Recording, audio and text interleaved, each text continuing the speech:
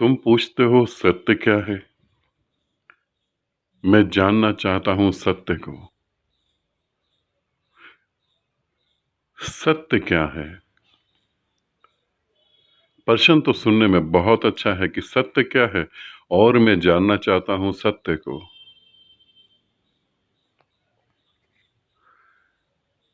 मगर जो मैं कहना चाहता हूं वो तो तुम सुन ही नहीं पा रहे। तुम्हारे हाथ में क्या है। तुम्हारे हाथ में इस समय क्या है। तुम कहां खड़े हो, तुम उसे जानो। असत्य क्या है, उसे जान लो। सत्य अपने आप ही उजागर हो जाएगा। असत्य क्या है।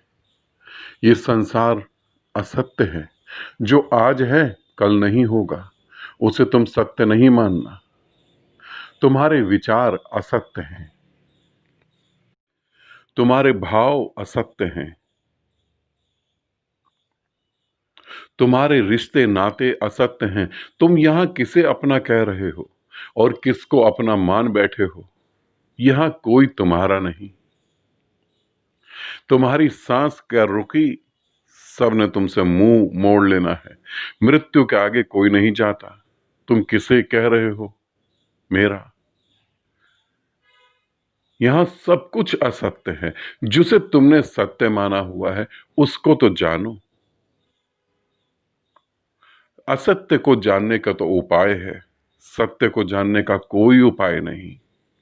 तुम्हारी पूजा, तुम्हारी भक्ति, तुम्हारे भगवान, तुम्हारे देवी देवता, तुम्हारा संसार, तुम्हारे रिश्ते, तुम्हारी वासनाएं सब असत्य हैं। क्यों? क्योंकि तुम खुद ही असत्य हो। असत्य से निर्मित तुम हो और तुमसे निर्मित हर चीज असत्य है। फिर तुमने कहा कि मैं सत्य को जानना चाहता हूं। मैं तुम्हें सीधे सीधे बताऊं, तुम कभी सत्य को जान ना पाओगे। क्योंकि इस पृथ्वी पर आज तक किसी ने सत्य नहीं जाना। किसी ने भी सत्य नहीं जाना। सत्य जानने जो गया वो गुम हो गया।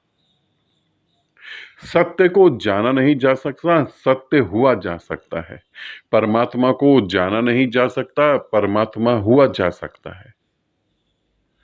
तो ये ना पूछो कि सत्य क्या है, ये देखो कि असत्य क्या है और मैं कैसे असत्य के साथ जुड़ गया हूं।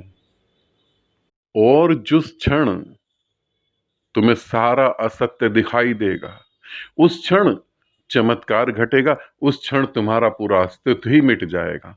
और फिर जो बचेगा, जिसके बारे में कहा नहीं जाता,